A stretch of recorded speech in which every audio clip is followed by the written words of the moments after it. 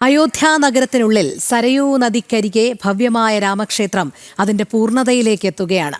ഉത്തര ദക്ഷിണ ക്ഷേത്ര വാസ്തുശില്പ ശൈലികളും രാജ്യത്തെ എഞ്ചിനീയറിംഗ് സാമർഥ്യവും കൈകോർക്കുന്ന അത്ഭുത നിർമ്മിതി.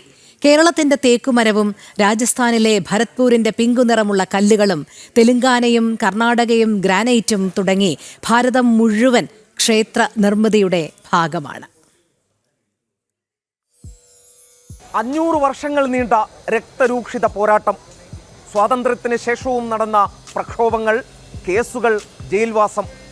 ഒടുവിൽ ഗതകാല പ്രൗഢി വീണ്ടെടുക്കുകയാണ് ശ്രീരാമ ക്ഷേത്രം അയോധ്യയിൽ.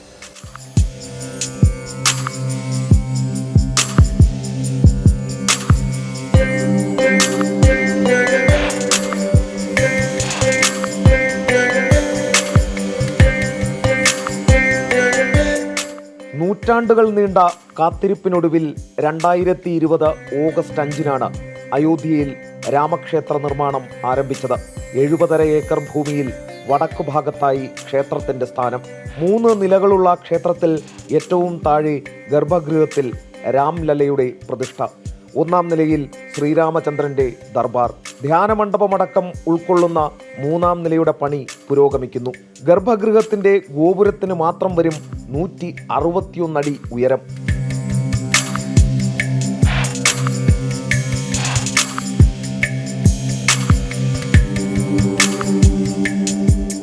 ശ്രീകോവിൽ പൂർണ്ണമായും രാജസ്ഥാനിൽ നിന്നുള്ള വെളുത്ത മക്രാന മാർബിൾ പാകിയിരിക്കുന്നു. മധ്യപ്രദേശിലെ മണ്ഡലയിൽ നിന്നെത്തിച്ച വിവിധ നിറങ്ങളിലുള്ള മാർബിളുകൾ ക്ഷേത്രത്തിനുള്ളിൽ കരകൗശല വേലകൾക്കായി ഉപയോഗിച്ചിട്ടുണ്ട്. രാജസ്ഥാനിലെ ഭരത്പൂരിൽ നിന്നും പിങ്ക് നിറത്തിലുള്ള സാൻഡ്സ്റ്റോണാണ് മറ്റിടങ്ങളിൽ പാകിയിട്ടുള്ളത്. ഇതിനായി 4.7 ലക്ഷം ക്യൂബിക് അടി സാൻഡ്സ്റ്റോൺ വേണ്ടിവന്നു. നിർമ്മാണത്തിൽ ഇരുമ്പും കോൺക്രീറ്റും ഉപയോഗിച്ചിട്ടില്ലെന്നതാണ് മറ്റൊരു പ്രത്യേകത.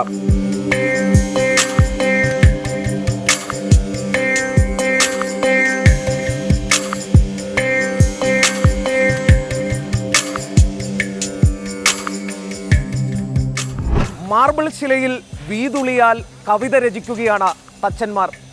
ശ്രീരാമനും സീതയും ഹനുമാനും സുഗ്രീവനും ഭരതനും അങ്ങനെ പലവിധ ചിത്രങ്ങൾ, പലവിധ വർണ്ണങ്ങളിലുള്ളവ നമുക്കിവിടെ കാണാം. ലോകത്തിലെ മഹാത്ഭുതങ്ങളിൽ ഒന്നായി മാറും ശ്രീരാമക്ഷേത്രം എന്നുള്ളത് നിസ്സംശയം പറയാം. ക്ഷേത്രത്തിനാകെ 44 വാതിലുകളുണ്ട്. താഴത്തെ നിലയിൽ 18 എണ്ണം. തീർത്ഥാടകർ കിഴക്കുവശത്തുകൂടി പ്രവേശിച്ച് തെക്കുവശം വഴി പുറത്തിറങ്ങുന്ന രീതിയിലാണ് ക്ഷേത്രത്തിന്റെ നിർമ്മാണം. വാതിലുകൾ നിർമ്മിക്കാനുള്ള തേക്ക് ഉരുപ്പടികൾ മഹാരാഷ്ട്ര, കേരളം എന്നിവിടങ്ങളിൽ നിന്നാണ് എത്തിച്ചത്. ശ്രീകോവിലിന്റെ വാതിലടക്കം 14 വാതിലുകൾ സ്വർണം പൂശിയതാണ്. തമിഴ്നാട്ടിലെ ദ്രാവിഡ നിർമ്മാണ രീതിയിൽ ക്ഷേത്രത്തെ വലയം ചെയ്ത് മതിൽ നിർമ്മിക്കുന്നുണ്ട്. 14 അടി വീതിയിൽ 2 നില കെട്ടിടത്തിന്റെ ഉയരത്തിലാണ് ഈ ചുറ്റുമതിൽ നിർമ്മിക്കുന്നത്.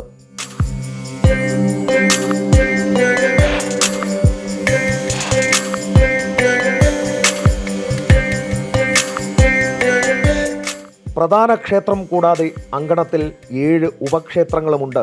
രാം ജന്മഭൂമിയിൽ വാൽമീകി, വസിഷ്ഠൻ, വിശ്വാമിത്രൻ, അഗസ്ത്യൻ, നിഷാദ രാജാവ്, ശബരി, അഹല്യ എന്നിവരാണ് ഈ ക്ഷേത്രങ്ങളിലെ പ്രതിഷ്ഠകൾ. ജടായുവിന്റെ പ്രതിമയും തെല്ലകലെ രാം ജന്മഭൂമിയിൽ ഇടം പിടിച്ചിട്ടുണ്ട്.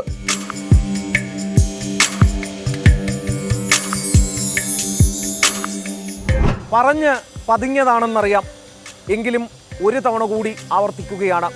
ജീവിതത്തിൽ ഒരിക്കലെങ്കിലും അയോധ്യയിൽ ശ്രീരാമക്ഷേത്രത്തിലേക്ക് എത്തണം. ഈ അമൃതകാലത്ത് ഭാരതത്തിൻ്റെ ഉയർത്തെഴുന്നേൽപ്പ് കൺകുളിർക്കെ കാണാം. ക്യാമറാമാൻ കൃഷ്ണകുമാറിനൊപ്പം എസ് ശ്രീകാന്ത്, ജനം, അയോധ്യ.